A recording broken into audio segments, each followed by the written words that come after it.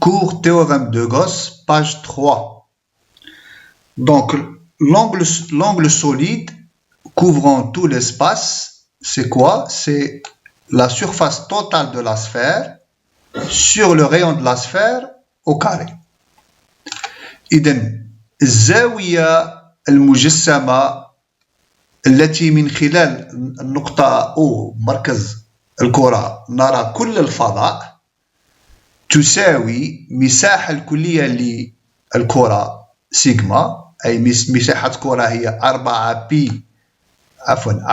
بي ار مربع، ونقسمها على نصف قطر الكرة مربع، نقسمها على ار مربع. هنا ماذا نتحصل إلى 4 بي ستيراديو. هذه نتيجة مهمة جدا. نقول بأن الزاوية المجسمة التي من خلال النقطة O أي مركز الكرة نرى كل الفضاء تساوي 4 بي ستيراديو. هذا كما نفس الشيء النتيجة نقول بأن زاوية تدور على كاملة هي 180 درجة. هنا نفس الشيء، الزاوية المجسمة التي من خلال الفضاء نرى من خلال نقطة نرى كل الفضاء، أي تشمل على كل الفضاء، تساوي 4 بي ستيراديو، لأن احنا نتكلم عن الزاوية المجسمة. الآن نمر إلى تعريف الزاوية المجسمة العنصرية. Donc on va passer maintenant à l'angle solide élémentaire. D'accord? Donc nous avons défini l'angle solide. C'est une surface S, c'est l'intersection entre la sphère et un cône. C'est bien défini. D'accord? Mais généralement, c'est-à-dire que si je regarde par exemple ici, j'ai OM, d'accord, représenté par le vecteur U, et j'ai la surface DS, représentée par le vecteur DS. Généralement, les deux vecteurs ne sont pas parallèles, parce que le corps peut prendre n'importe quelle surface. Ce n'est pas nécessairement une sphère, donc c'est dans n'importe quel cas. Alors, c'est pour ça que on va définir l'angle solide élémentaire. إذا نعرف هنا الزاوية المجسمة العنصرية. ماذا نقول؟ On définit l'angle solide élémentaire qui, à partir du point O, on regarde la surface élémentaire DS de centre M par. إذا هذا هو تعريف.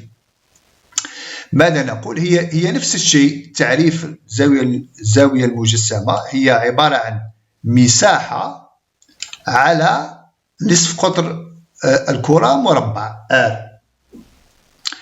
ولكن هنا المساحة ليست أي مساحة، هي المساحة هنا DS produit scalaire U. هنا c'est ce qu'on appelle une surface projetée. أي احنا اللي يهمنا ليس المساحة DS هذه، ولكن المساحة التي تكون عمودية. تكون هنا المساحة التي تكون عمودية، أي تكون شعاع المساحة هذه موازي مع U. معليش نزيد نأكد هنا. Alors DS c'est quoi? Alors شعاع DS est le vecteur surface de DS. Donc ça c'est une surface quelconque. DS. D'accord? Et on a vu que nous avons défini le vecteur surface. C'est quoi le vecteur surface? Il est toujours perpendiculaire. C'est un vecteur perpendiculaire à la surface. هذه المساحة DS وهنا الشعاع DS عمودي على السطح DS. هذا مثلناه DS. U c'est quoi? U est le vecteur unitaire de OM. O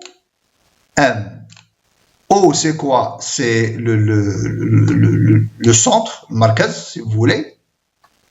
Et M c'est le centre du cercle représenté par ds.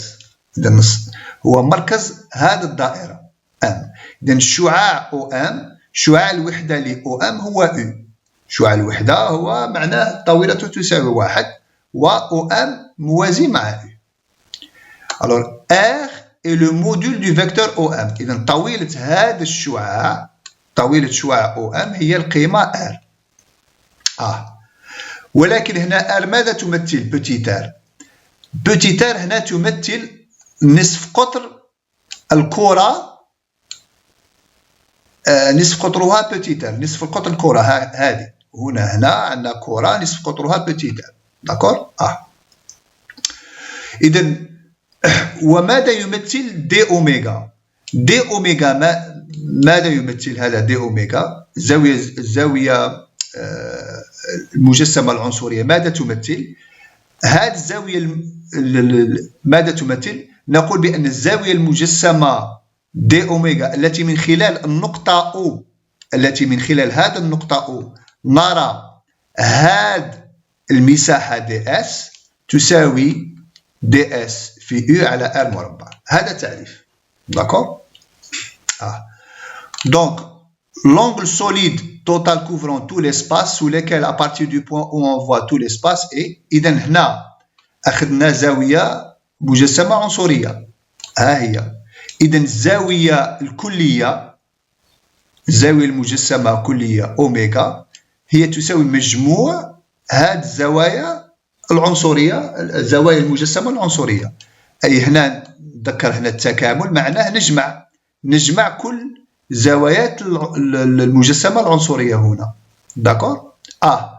ولكن أوميغا سي كوا؟ هو أوميغا التي من خلال النقطة أو ما نشوفش المساحة دي اس، ولكن نرى كل الكرة، كل مساحة الكرة هنا. هذه المساحة الكرة هنا اللي ما راهش ممثلة، ولكن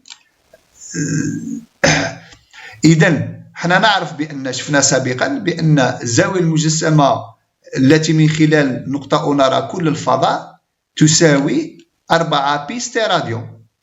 إذا تكامل هذا ماذا يساوي؟ يساوي 4 بي ستيراديون. إذا هذه نتيجة مهمة جدا. إذا ماذا نقول؟ نقول بأن التكامل مزدوج، معنى مجموع الزاوية المجسمة العنصرية أي دي اس جداء سلمي ل U على R مربع يساوي 4 بي ستيراديون.